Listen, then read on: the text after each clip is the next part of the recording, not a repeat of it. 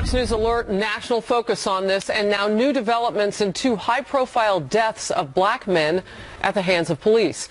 In North Carolina, many people ignoring a curfew in Charlotte as the family of the man killed by police speaks out about what they saw on the videotape of that shooting.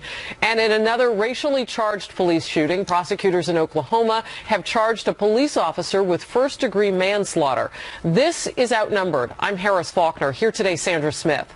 Co-host of After the Bell on Fox Business, Melissa Francis. Democratic strategist Julie Roginski. And today's hashtag One Lucky Guy, the Executive Vice President of Development and Acquisitions for the Trump Organization and son of presidential candidate Donald Trump. Welcome to Eric Trump. We say you are outnumbered, my dear. I am outnumbered. There's no question about it. That's quite I'm very outnumbered. You ready? Let's have some fun. Great to have you today. And a big news day. Glad you're here. Thank you. All right, let's begin with that tense situation in Charlotte as pressure mounts for police to release video of the shooting death of Keith Lamont Scott. The family in this case, who speaks for the victim now, say they want it released. So will you reconsider? Ultimately, that is a factor in whether or not we release. But ultimately, right now, I don't have any authority to do so. It is in the hands of the State Bureau of Investigations. They're going to do an independent investigation in there. I tell you, looking at it from all angles, I think that is probably the better option right now. All right, so you saw those people gathered in the streets, some of them screaming, "We want the tape." You heard the discussion that they were talking about with that, Eric. We're going to first go to our reporter, Rick Leventhal, and then bring it out to the couch. Rick? Well, here are some significant updates on this story thanks to a news conference that just wrapped up minutes ago with the mayor and the police chief, who confirmed that the midnight curfew will remain in effect tonight and likely through the weekend, and also told us that the National Guard and state troopers who were brought in to help out will also likely stay on here doing a lot of assistance in protecting businesses and property here, as they did successfully overnight last night. And we also learned that there was an arrest at 7 o'clock this morning of the suspect in the murder of Justin Carr, who was shot and killed during those violent protests in the street here on Wednesday night. The chief says that surveillance cameras helped identify the suspect and helped ID others who'd been arrested for smashing doors and windows and other crimes against property during the looting and rioting Tuesday and Wednesday. Things were calmer last night. Also late yesterday, the family of Keith Scott was allowed to view the police body cam and dash cam footage of his death when he was shot and killed by a Charlotte police officer Tuesday, which sparked the violent protest. But despite calls from demonstrators and Scott's family, the footage is not being released to the public anytime soon. I can tell you, one piece of evidence will never, ever make a good case. I know the expectation that video footage can be the panacea. And I can tell you that is not quite the case. There are a lot of other factors that have to support and corroborate even what you might visually see. Scott's family says you simply can't tell from the video they saw whether or not Scott was armed, and they say that he was not acting in an aggressive manner. But the chief says that Scott was in fact carrying a gun and that his shooting was in fact justified according to his reading of the evidence and watching of the video. Again, last night, Harris, much calmer here in downtown Charlotte, but there were still hundreds of people in the streets, and businesses have been affected. You see the Hyatt Hotel behind me still boarded up. A guy was arrested for kicking in the doors of this hotel, but there are other businesses that remain closed. The midnight curfew, in effect, will affect other businesses. A big concert that was scheduled for tonight has been canceled, but the game, Sunday, the Panthers game against the Vikings, is still on for Sunday afternoon. Yeah, Rick, and before we let you go, I also caught from the Chief's news conference a short while ago, Chief Putney, he said that they had gotten confirmation of plans for people to come from outside the state and join on the streets and protest, and that was part of the decision about that curfew last night from midnight to 6 a.m. Rick Leventhal there for us reporting. Thank you very much. As we come out, Eric, I just want to, first of all, get your first initial thoughts on what's playing out here. Well, it's pain. I mean, it's really, really sad. You see a great city in this country, and I know Charlotte very, very well. I've spent a tremendous amount of time there, and you see the pain, right? On one side, you have the police. And the police are amazing people, and we've gotten to know so many of them on the campaign trail. I mean, they work so hard. They do such a great job 99.999% of the time. And then you see a community at the same time that's totally in hurt and distraught, and they have something happen. And you ask the question, well, do you release the video? Do you release the video? there's a rule of law and there's a way that these things are investigated. At the same time, I think people want to know what actually happened, right? And so it's really a balancing act. There's no simple solution. Yeah, just release the video. Well, then how do you get the testimony of all the witnesses without jading the witnesses, right? And do not release it before doing that. I mean, it really is a balancing act, but people clearly want this to stop because this isn't America, and we're a country that loves each other, and we want unity and we want peace in this nation. And it's tough to watch, honestly. It's just a tough thing to watch. That lack of transparency that you're speaking of, though, is so complicated because there's an investigation around this. I will say, Melissa, that it was interesting when you watched the police chief yesterday say that, you know what, he had more questions than answers after watching that video, that it didn't look like he was actually pointing anything at anyone. But it gets complicated from there because even the family admits they have more questions. Yeah, no, I mean, when you hear, one of the biggest problems in my mind is that every time I hear somebody talk about the video, I can't picture what's happening in it because the way people talk about it is kind of different, what it shows, what it doesn't show. So that's distressing. It makes you feel like showing it is going to ignite a lot of feelings, but keeping it away is making things worse. I think clearly you talk about the testimony of other people and how it will influence it. That's for sure a question. But in the end, more transparency is better than less. And that's what people in the streets are calling for. All right, so as everything we're learning, Sandra, has a political side. The protests have become a huge issue now on the campaign trail. Donald Trump is reaching out to black voters, and at the same time, he's denouncing what he calls a narrative of racist policing that has taken hold in the wake of deadly officer-involved shootings of black men. He also raised the issue of reviving stop and frisk policies, at least in Chicago, where we have seen an enormous amount of crime in terms of shootings. At a rally in Pennsylvania, he slammed Hillary Clinton and said she's at least partly to blame for the unrest in cities like Charlotte. Watch. Those peddling the narrative of cops as a racist force in our society, and this is a narrative that is supported with a nod by my opponent. You see what she's saying, and it's not good. Shared directly in the responsibility for the unrest that is afflicting our country and hurting those who have really the very least, people that are having a hard time. Earlier in the day, Trump also appeared to blame drugs for the unrest as well as President Obama's policies. And while she was absent again from the campaign trail twice this week, that happened yesterday, Clinton on Wednesday seemed to be trying to appease two sides in the fray. We have two more names to add to a list of African Americans killed by police officers in these encounters. It's unbearable, and it needs to become intolerable. Every day, police officers across our country are serving with extraordinary courage, honor, and skill. We are safer when communities respect the police and police respect communities. Oh, the perils of political dancing. Well, it's quite clear by watching both candidates' response that this has affected this campaign. And it's brought up extremely important points and issues that this country continues to face. But as I was watching that, I thought it was so neat to watch you, Eric, watching your father, and I think you're probably doing a whole lot of that these days. But that being said, do you talk to him when we saw these shootings happen and we continue to see the unrest in Charlotte? How much do you talk to your father about that and get his ideas on this? Listen, a lot. I mean, we speak to him a lot. The reality is there's about 1.2 million law enforcement officers in this country. And every day they do a great, great job for the citizens of this nation. There's just no question about it. I mean, there's not a day that you can't see a cop taking a fallen law enforcement officer's child to school because their father or their mother was killed in some shooting by some criminal. I mean, they just do amazing things. They're amazing people. They do so much charitable work. I mean, they keep law and order in this society.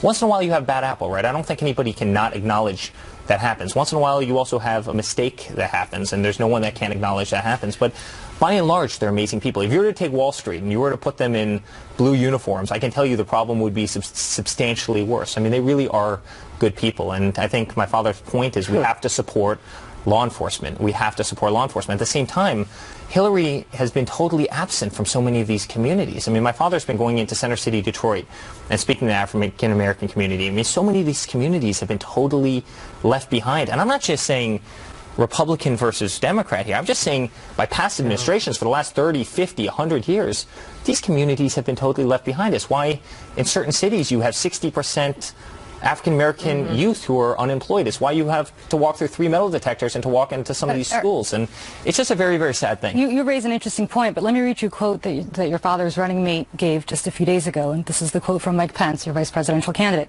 Donald Trump and I both believe there's been far too much talk of institutional bias and racism in law enforcement. Does your father really believe that? Because I'm going to give you a statistic. Vox analyzed FBI data from 2012. 31% of police killings were of black people, who only comprise 13% of the population. Based on that data, and I know you're a data guy because of what you do for a living, is there really too much talk of institutional bias and racism when we see an unarmed man being shot just this week, the police officer charged with manslaughter as a result of that shooting? After that, and after the data that I just read to you, really, can you stand here and say, your father... Listen, I'm not a data guy as it pertains to shootings. Well, this is data I'm reading to you. It's obviously not what I do. But do you stand by what Mike Pence said? You see that one shooting in Oklahoma, and there was nothing good about that shooting in Oklahoma. It looked like the officer choked or something. Who knows what happened there? That clearly didn't look like a good shooting. I don't think anybody's going to say that's a good shooting, and that's why that person's obviously, charged with that.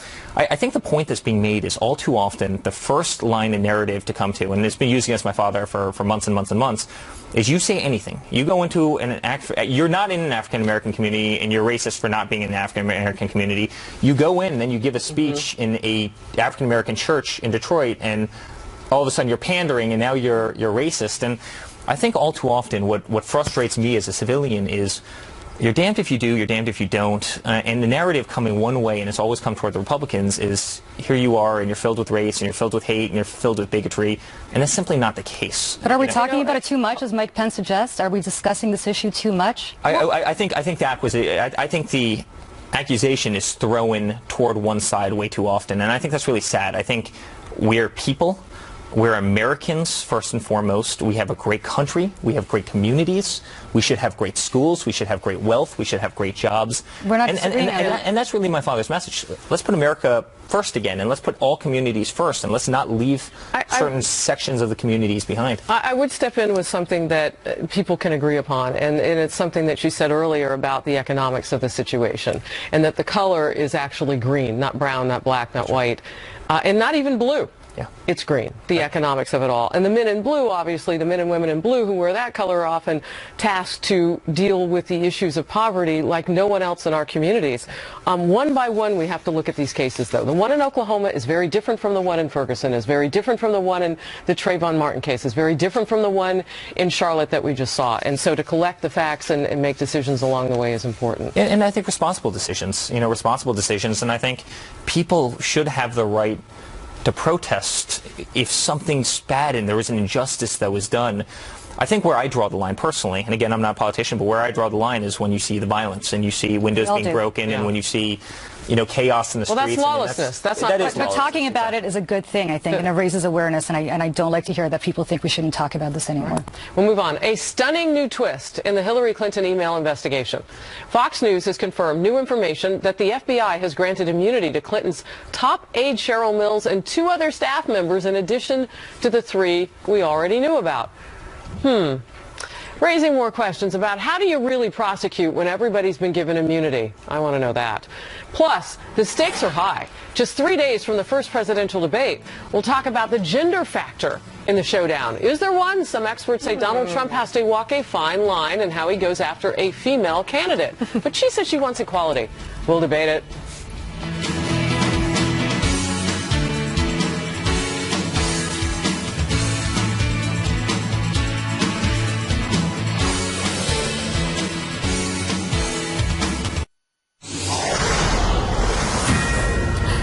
News alert for you. Fox News confirming that Hillary Clinton's former chief of staff, Cheryl Mills, and 2 other staff members were granted immunity in exchange for their cooperation in the now closed FBI investigation into Clinton's use of a private email server as Secretary of State.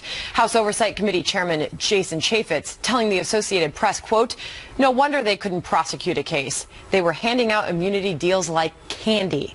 The 3 cases of immunity are in addition to the 2 others that we already knew about. about, including the IT guy who set up the homebrew servers. An unbelievable story that continues to make news. Eric Trump is on the couch with us right now. Your take on this story as we continue to learn more about it? I think it's why my generation has lost faith in politicians, until quite frankly now. Honestly, it's so disturbing, right? When you're lying to the Department of Justice, when you're lying to Congress, when you're lying to the FBI, when you lie to the American people, you lie under oath. Nothing happens about it. You have these secret meetings with Loretta Lynch and Bill Clinton in planes on random runways in the middle of nowhere. Then people aren't even showing up in front of Congress to testify. Then they're all pleading the fifth, the very few people who do. Yeah. I mean, you're sitting there saying, this is a circus. This is a joke. I mean, this is in America. And I mean, it's got to cross lines. At some point, we've got to be partisan enough in this country where we say, no, this is evasion of justice. This is bad stuff. I mean, this is really bad stuff. She was Secretary of State. She deleted 15,000 emails after Congress said, you're not allowed to delete emails. Like, preserve your emails, retain your emails. And I don't know. I look at my generation. I'm kind of right on the border of being a millennial, but there's no one in my generation who wants to go into politics. I mean, no one I know, and this is the reason why. I mean, this is the reason why, and we have so little faith in our politicians, and again, this is the reason why. I'm curious behind the scenes with the campaign. I mean, obviously the whole country has said one way or the other if the email scandal matters to them, but the trustworthiness factor has been an issue, and I'm curious, behind the scenes, is that something that is being talked about? Is it the email server, or what? How exactly are you categorizing what's happening in the news with this? Well, listen, I think it's everything. I think it's server. I think it's the fact that the server was in a bathroom in somebody's home. I mean, this is Secretary of State. I mean, this is real stuff. This isn't, this isn't like a little petty position. I mean, this is real stuff. Just to give some perspective on this, I want to get Julie in here. Our own James Rosen reporting, we can't confirm this, but that Loretta Lynch and James Comey are probably the first federal investigators to confer immunity on the chief of staff of a major politician and not prosecute the said politician. Well, and I find it interesting that the reason you give immunity to somebody is that they give you honest and truthful testimony, and if they still, after providing immunity to her staff and to her chief of staff, had nothing enough on her, in their opinion, to charge her, maybe there ain't a lot there. And that's something that Jason Chaffetz, who sat on this very couch, on this very spot, Eric, and said that he was going to take Jim Comey's word for it on Outnumbered. And then, of course, when Jim Comey didn't give him the result that he wanted, turned right around and started trashing the same Jim Comey he'd been praising before as an honest and upright law enforcement officer. Maybe Jason Chaffetz knows as well as I do, and anybody does, that if you provide immunity for people in exchange for truthful testimony, and they still aren't able to help your case, there ain't much of a case. Can I say that? I was very surprised that you can be commanded by Congress to come before Congress and you don't show up and there's no recourse, and you're talking about this idea that they were told they were not allowed to destroy emails by Congress, they had to produce them, they didn't, and there was no recourse for that. Like, how is there no teeth? Well, part of the thing with Pagliano that they offered up in lieu of him actually going before Congress, and maybe this was a good around or maybe not, but it answers to your question, they offered him a private session, right? So he had the choice to go to the Hill or the private session. The question is, has said private session happened? But I want to say this to you, Eric. This is from our Judge Napolitano, who's one of our Fox News contributors here, a legal analyst, a genius in some ways, I would say. Only a federal judge can sign an order of immunity at DOJ's request, and only for the purpose of compelling testimony to a grand jury or a trial jury, neither of which existed in this case. Listen, we're getting too micro, in my opinion. Look at the macro. I had one cell phone. No, I had 4 cell phones. I wanted to carry one around because of convenience. No, I want to carry 4. I didn't delete any emails. I didn't delete any top secret emails. Well, they weren't marked classified. I mean, at every turn of this whole thing, that there was a lie on one side or the other. So forget about the legal minutia. Forget about the legal garbage. I mean, the reality is, you put the clips up there. You put what Comey said up there, that she was incredibly careless. She was totally reckless. It could have compromised national security. Lied. It's just bad stuff. I mean, just forget about the nonsense. It's just bad stuff. It doesn't. By the way, going back to your comment, Julie, about Jason Chaffetz saying that he was going to take James Comey at his word, there's stuff that we're still learning now about this investigation that Jason Chaffetz didn't know then. He didn't qualify. Like Cheryl Mills was granted immunity. He didn't. That's my point. Cheryl Mills was granted immunity, and they still didn't have enough to charge Hillary Clinton and Jim Comey's opinion. Had Cheryl Mills not gotten immunity, maybe she wouldn't have been as forthcoming. The assumption for immunity is always that you get immunity in exchange for truthful and honest testimony. She clearly provided that in order to get immunity, and there wasn't enough to charge, and that, I think, is my point. So much still developing there. A high-stakes show. showdown. With the first presidential debate only 3 days away, Harris is popping her popcorn. Should Donald Trump be careful about walking into the political minefield of sexism? Up next, how gender could play a role on Monday night. Plus, Hillary Clinton feeling the cold shoulder from millennials as Trump trounces her when it comes to social media followers. Is this a sign of a wider enthusiasm gap in this race? And it's Parmesan on that popcorn.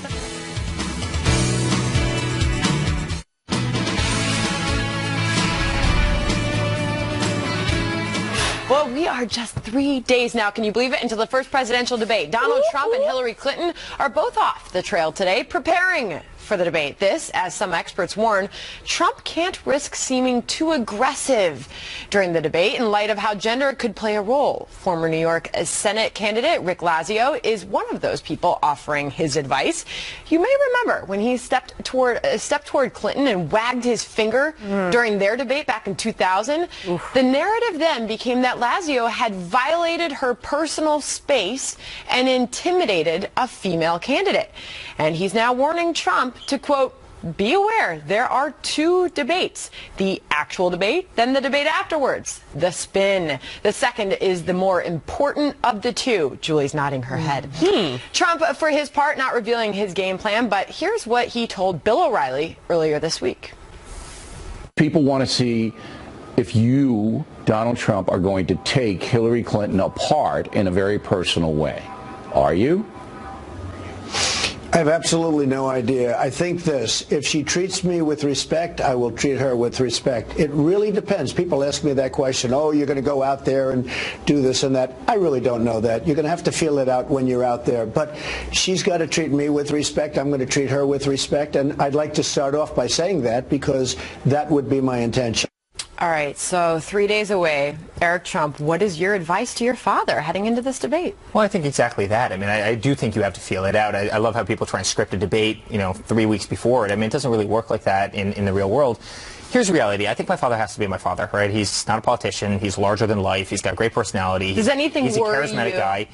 I think you know Hillary for who she is. I'm not saying this out of disrespect, but Hillary's been a career politician. She's been a politician longer than I've been alive. She's memorized every single little line and soundbite that there is.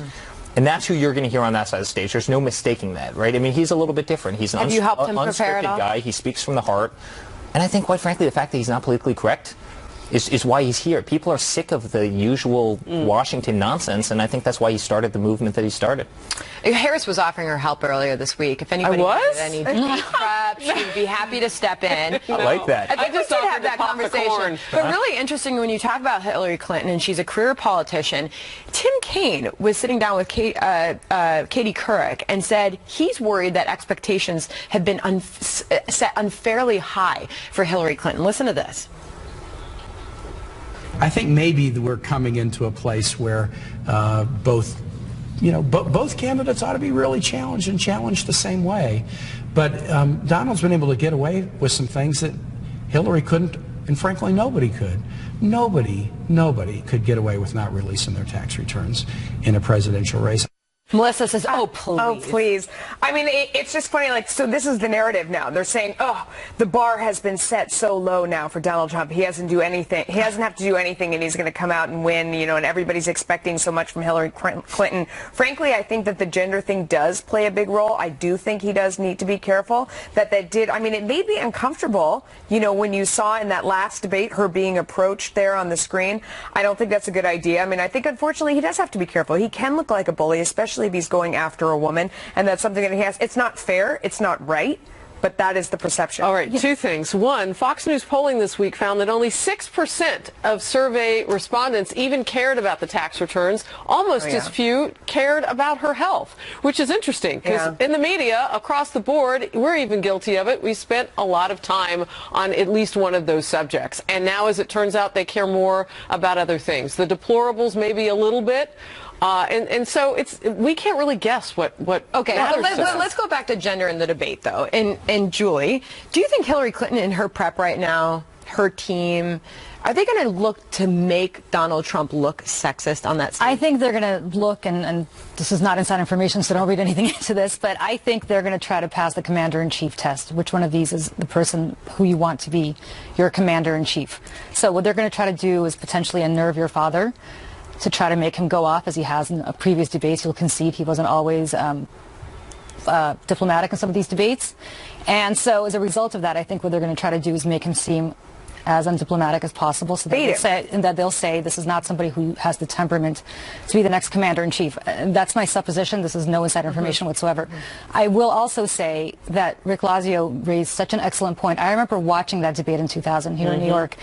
And when that happened on stage, I had no reaction. I just thought it was kind of a silly gimmick that fell flat. But the spin room did. The next day, the world exploded, and it became this huge sexist issue. And I was thinking, I didn't really see it that way, but that's the narrative if we remember anything from Rick Lazio. It made me uncomfortable watching it. That's interesting. We had a totally different reaction. Your reaction turned out to be the reaction. I have a question for you. Do you think also that Hillary Clinton needs to be a little careful looking too much like the victim because of some of the strong women who are around her father, like Kellyanne Conway, your sister Ivanka? Listen, I don't think so. First of all, I think you're 100% right. I wish this didn't play into it, right? You're running for commander-in-chief of the United States. I wish we could just answer the questions. Right. I think I was a little put off last week, actually, by the criticism that Matt Lauer got, right? I mean, Hillary Clinton hadn't had a press conference in 275 days. Going out on that commander-in-chief town hall was the first time that she had gotten to address the email scandal and the charity scandal and so many other scandals.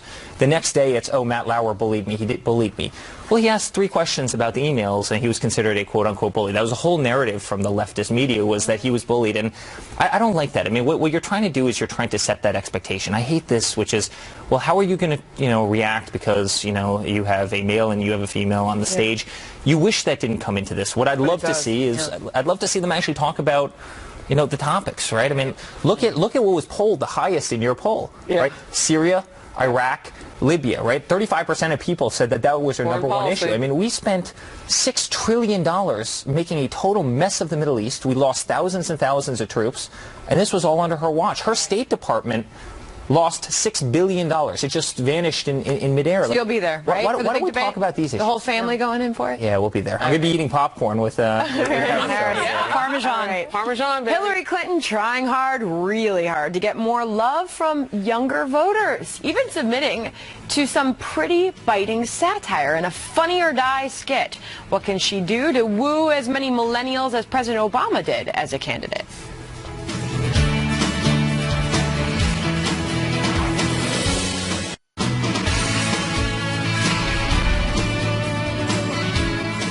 Hillary Clinton having a tough time firing out support from millennials, those voters who are under the age of 25, who overwhelmingly supported President Obama. She is now stepping up her efforts, appearing on the web comedy Between Two Ferns. Clinton took some shots at Donald Trump and also submitted to some mockery from the host. Watch this. What happens if you become pregnant? Are we going to be stuck with Tim Kaine for 9 months? How does this work? I could send you some pamphlets that might help you understand. Are you down with TPP? I'm not down with TPP. No, you're supposed to say, yeah, you know me. Like the hip-hop group. Don't tell me what to say. Any regrets over losing the Scott Baio vote? Not a one. So it wasn't heartbreaking that... No. Yeah, but Chachi. What's the best way to reach you? Email?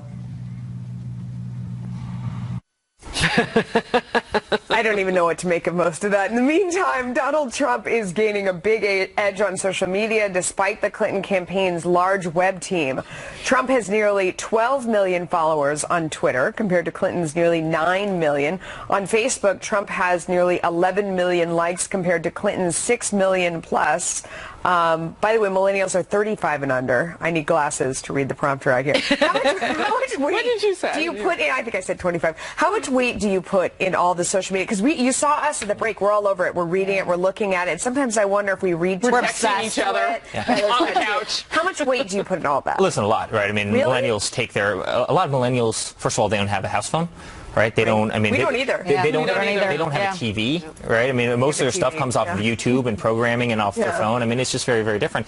But what's relatable about Hillary Clinton to millennials? She's been a politician longer than all of them have been alive. I mean, she's been a politician longer than I've been alive. Think about that, right? What's relatable about your dad, though, to millennials? Well, I think he's a guy who's been an entrepreneurial guy. He's built an amazing company. He's become the epitome of the American dream. He's gone from just about nothing into, you know, a man who just, you know, nothing. You got $1 million bucks. Wait, come on. Listen, he's built an unbelievable empire. He's epitomized what America's all about: opportunity and working hard and being able to achieve your dreams and what you want to succeed. Right? It's no different than a Zuckerberg, right? Who went out with a great idea like a Facebook and developed this idea and built it and grew it and grew it and grew it. That's achieving something, right? And I think it's very different than a person who's been a career politician. And I also don't think, in all fairness, I don't think millennials relate to policy very well because they haven't lived their lives long enough to understand so many of the issues that influence, meaning the broad stroke of issues, right? I mean, they obviously understand a lot of issues as it pertains to them, student debt and this and that, but I think maybe taxes and things might be a little bit less significant and other issues. And so I just think there's a disconnect between somebody who's constantly talking about, you know, policy and this and that, and then a man who's built a great company. Millennials care about fluff over substance. I mean, I don't think that's not true at all. Millennials care a lot about the economy. Something that, I agree. Eric, you and your father talk a lot about, and it's the economy. It's a lot of millennials. I mean, millennials aren't necessarily 16, 17, 18 years old anymore. Some of them are at the younger end, 18, 19, 20, but many of them moved into their early 30s, and they're buying homes and they're buying cars for the first time, having children, and particularly many of them are still looking for work and saddled in college debt. So don't rule out the economy as number one. That being said, don't rule out your presence on social media, your sister's presence, your brother's presence. I mean, with just your team, you have a reach of over 30 million on social media. That's got to be doing something. Also, guys, we're humans. We're humans that are speaking to that social media platform, right? I mean, Hillary has about 100 people who work on her social media team. Right. Father's got himself. I've got myself. I do all my social. I was tweeting as I was walking into the room today, right? I mean, I think that's very, very relevant. But also, look at 100%, right? I mean, it's the difference between a robot speaking and a person speaking, right? And I think that's very, very transparent. If you have to put H after a tweet, you're not really communicating to somebody. But I think here's and I want to touch on just that human factor that you're talking about too. It's being genuine. It's authenticity. I watched the entire Between Two Ferns, and I'm actually one of his fans. I like Zach. I think he's very funny. He didn't have a lot to work with, and if you watch it on a regular basis, he depends on the person having that line, which is why he said, no, that's not what you were supposed to say. He depends on people being hip enough to understand the context of the humor. So he just simply was lacking in that. And even though we edited it, much of it looked like that. She did not look comfortable. Yeah.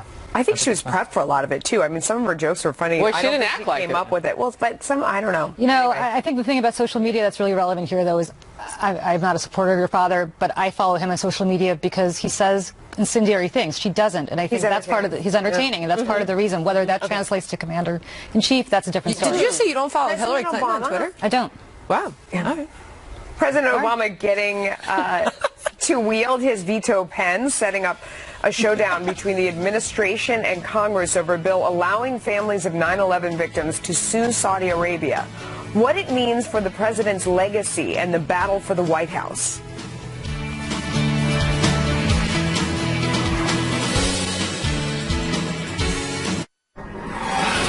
We're in our happy place here on Outnumbered. In just a moment, though, we'll come back. For now, my other happy place is hanging out with Jenna Lee. I appreciate that. I do know the happy place well on a Friday when you're 10 minutes away from your show being over. No, just kidding. Next hour, during a news conference in Charlotte, we learned from the police chief that there is at least one video from a body camera and one from a dashboard camera that captured the deadly shooting that has sparked so many protests this week. The police chief says the decision to release any tapes is now out of his hands, and that's a key demand by protesters. Our legal panel will take a closer look at that. Also, Fox News has learned Hillary Clinton aide Cheryl Mills and two others were given immunity in exchange for their testimony in the now closed FBI investigation into Hillary Clinton's use of a private email server. More on this developing story as we get it. That, of course, just breaking. Plus, both candidates are off the campaign trail somewhat as they prepare for the first presidential debate that you guys have been talking so much about. We're going to talk to Ed Rollins and Joe Trippi about what each candidate needs to do and the expectations game. That's all coming up top of the hour. All right. Happy Friday, my friend. So will he or won't he? That's the question, as President Obama has until midnight to veto legislation allowing families of 9/11 victims to sue Saudi Arabia over its alleged ties to the terrorists who carried out the attacks. But the attorney representing the family says he's confident Congress will do the right thing. Well, the 9/11 families are incredibly distressed that he would veto this. And by the way, all of these arguments put forth by the judge and his colleagues, put forth by the administration, put forth by the Kingdom of Saudi Arabia, these are arguments that have been put out there for 6.5 years. I am absolutely confident it will be overridden overwhelmingly. In the meantime, former Attorney General Michael Mukasey says a congressional override sets a dangerous precedent as the U.S. has so many officials and military overseas, and this could set up our government for retaliation. Where do you see this going, Eric Trump? Listen, I take a very different approach. I take an emotional approach to this one. You know, we all lost friends in 9/11. One of my best friends' brothers died in 9/11, and you know, we all remember the scenes of people jumping out windows. We remember the scenes of, you know, those buildings coming down. And the reality is 15 of the 19 terrorists that day, hijackers that day, were from Saudi Arabia. I mean, this is not a secret to anybody. And we have a lot of people who are still grieving and mourning, and it's very, very tough. And I don't know, like I don't have much empathy, I think, for Saudi personally, because of that, because it's emotional to all of us who've lived in the city, who saw this, you know, firsthand. But it's a tough thing. Is this a big gamble for President Obama? Here he is, the final months of his term. I don't think it's a big gamble, but, you know, we talked about this on the couch the other day. I'm incredibly critical of the following. There are still pages that are redacted from the public view of what Saudi Arabia's role was in 9/11. Yeah. And that's unconscionable for all the reasons Eric just cited. There are people who lost their loved ones. The country suffered as a whole. We deserve to know what our ally, and I put that in quotation, Saudi Arabia, did officially and what their role may or may not have been.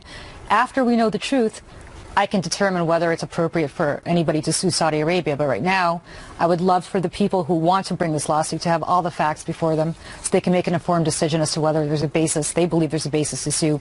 We're all entitled to know exactly what the Saudi role was. It's now been 15 years. It's time. You know, with regard to the emotional side, I've read about both of these, and I see where you're coming from. And so then the question becomes, why not let this go forth, let this bill pass, and see where we get? Because the argument back has been, well, everybody else and all around the world are going to sue us for drones, everything else. Maybe not. Yeah. But is it worth, because of what those families have been through, taking that chance? I don't know. What do you think? No, listen, I think I agree with you. I think you do, and I think that's why you have a rule of law, right? If it's nonsense, if there's nothing there, it won't go anywhere, right? If there is something there, then hey, these families deserve justice for what happened. And quite frankly, I'd want to know at that point why we cover it up if there was something there, and you know, I'd want to know what actually happened. I mean, I think that's very, very much the to your whole couch point. agreed on something. Let's there we go. there. And we want to stay by time for some. There we go. Baby. Coming up, our hashtag One Lucky Guy, Eric Trump, gives us an inside look at some of the most memorable moments from his father's campaign. Really? Road trip, anyone? Oh, I love it.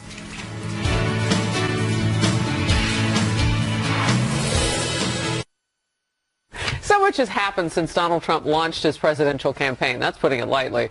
Our hashtag One Lucky Guy is Eric Trump. He's here to give us now a behind-the-scenes look. Here's Mr. Trump greeting people at Geno's Steaks in Philadelphia. Give us the backstory.